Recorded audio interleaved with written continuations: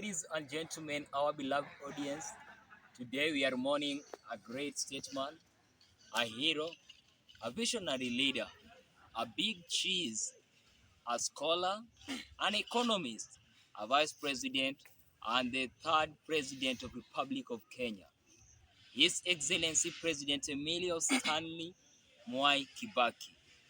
I'm Dr. Brian Motivator. I'm Mentor Owimo the poet. I'm Professor Tino Brian. I'm Mentor Mark. I'm Stanley.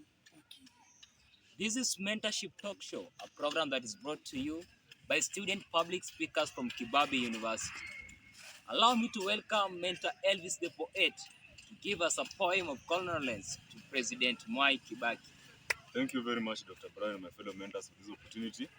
As we mourn the death of the great Emilio, allow me direct my condolence message in form of a poem, which is entitled The Great Emilio. This is to mourn the great Emilio, whose life turned just a portfolio, wigging him away to spew an imbroglio, disaffiliating a soul from the great punctilio. The proprietor of the phrase Hakuna Haja, meaning no need, and born remotely in a village of no heed. I mean, he meant you too can lead, despite your bare origin that is tough and hard. Ladies and gentlemen, after becoming the great third Kenyan, despite the rejection of his army ambition by Walter Coates, the powerful, then it matters less what great is lost, for it paves way for great word that is soft, like his denial army entry, only later to own it. So you too rise, collecting deeply to unbind from the bread. Thank you. Thank you so much, Mentor Elvis the poet. And our beloved audience, did you know this about President Mwai Kibaki? President Mwai Kibaki was the first African to have emerged with a first-class honors on economics in 1955. Did you know that President Kibaki was amongst the longest-serving finance minister for two governments in Kenya? Government of Jomo Kenyatta, the government of Daniel Arap Moi. Ladies and gentlemen, did you know that President Mwai Kibaki is the longest-serving member of parliament for 49 years and for 10 consecutive terms?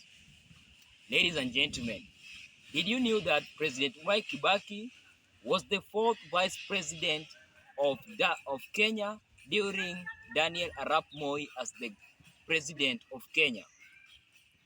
Ladies and gentlemen, today we are mourning a great leader, and allow me to give this opportunity to Professor Otieno Brian to share with us the legacy of Kibaki.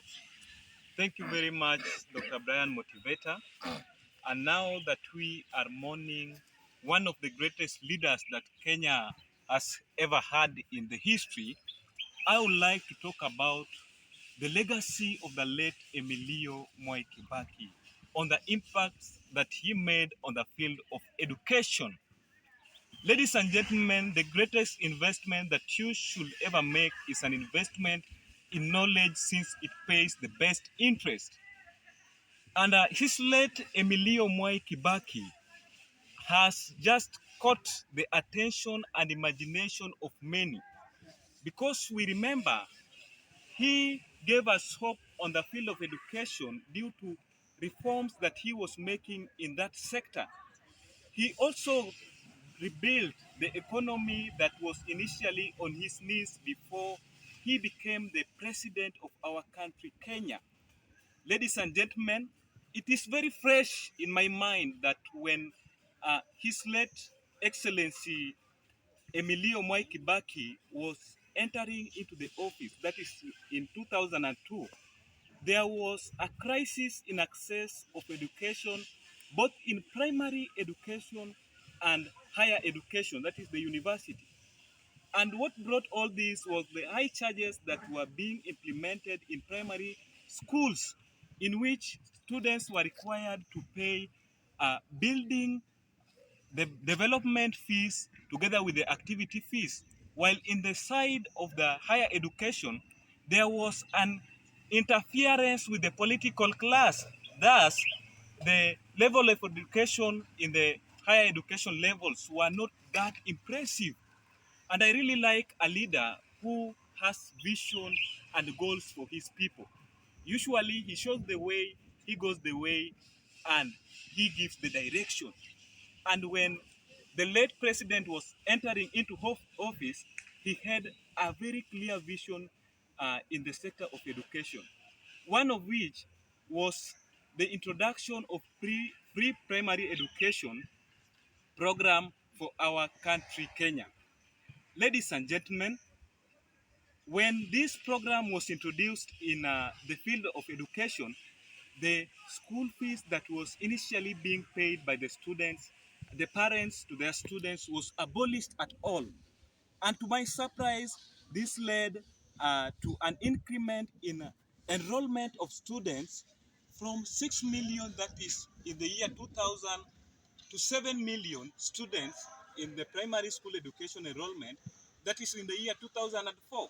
I think this is a very great achievement that this guy made in the field of education. Ladies and gentlemen, this was only possible when there was also an increase in the budget of the year from 17.4% to from 12.4% to 17.4. Apart from that one, his late Excellency Emilio Mwai Kibaki led to commercialization of university education. I think we can still also remember that he had a very great impact there. His footprints are still visible there because it is during his reign that we saw a great increase also in enrollment in the of the students in the university educations.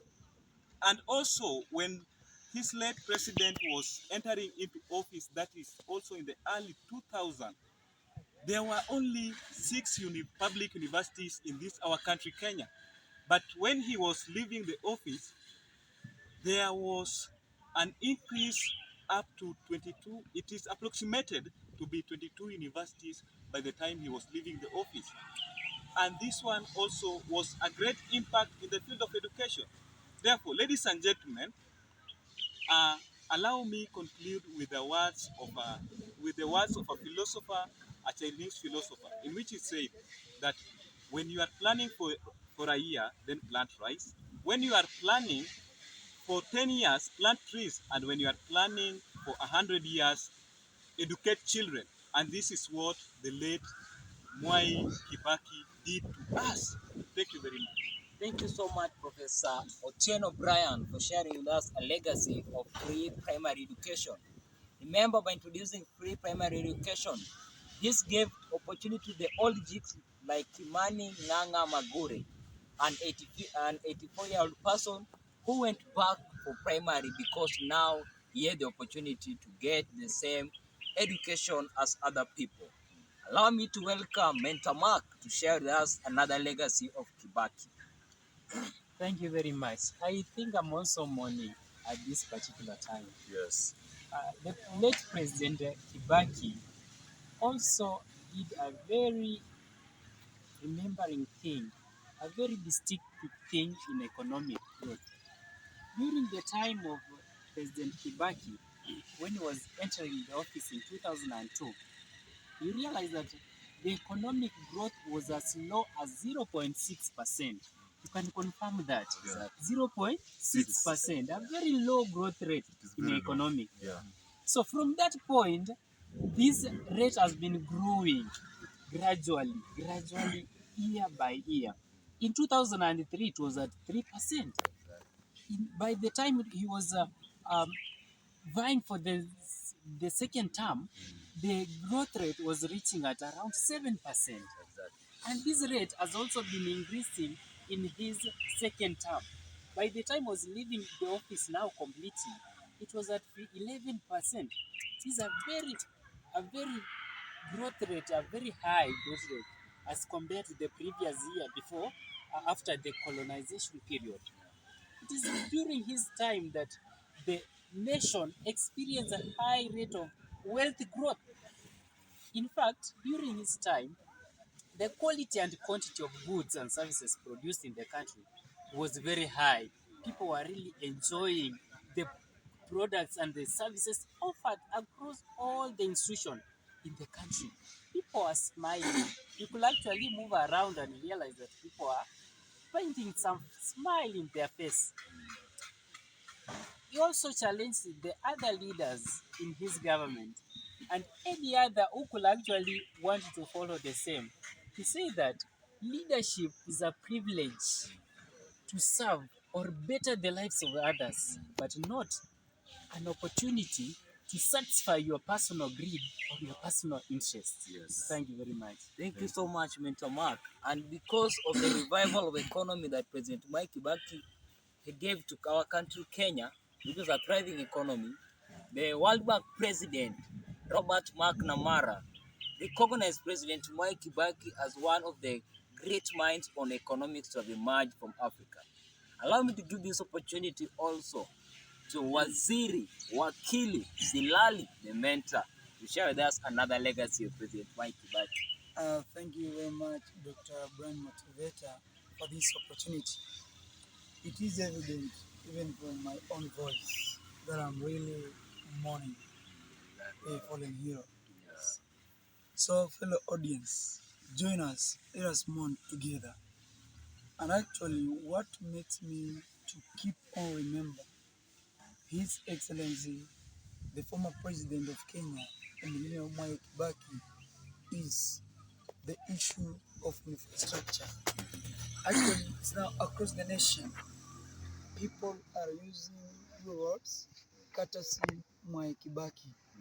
When you see most of the street lights, it is only during his time that people, even from the interior, could realize that actually there is power that exists on this earth. Yeah.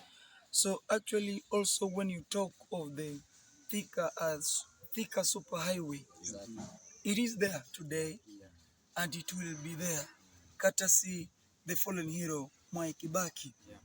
And also we're happy today because we are seeing the offices of CDF, Constituency Development Funds. Exactly. They are in existence courtesy Mwai Kibaki.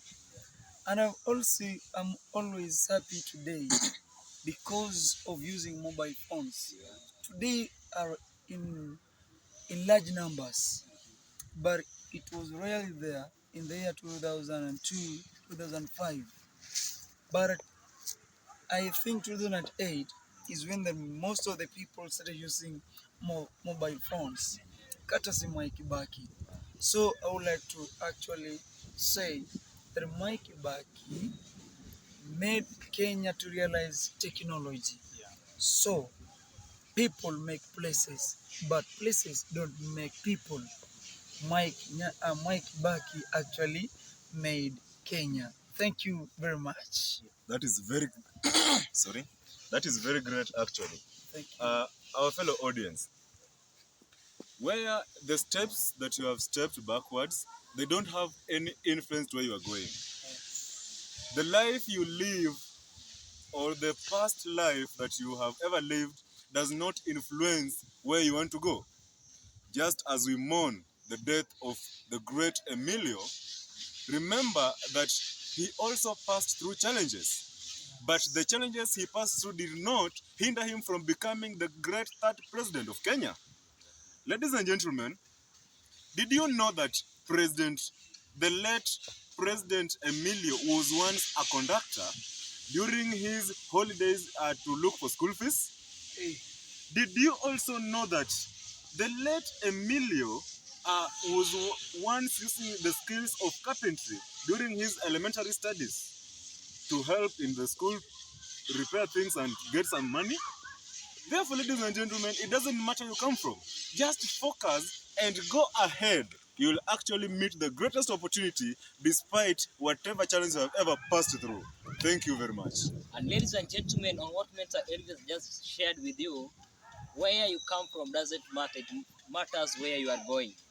President Emilio Mwai Kibaki in 1936 walked barefooted to go and see 50-cent term as a school fee. Ladies and gentlemen, leadership is not a position, it is passion. Leadership is not a salary, it is a service. This is Mentorship Talk Show. And what do we tell our audience? We were born to inspire before we expire.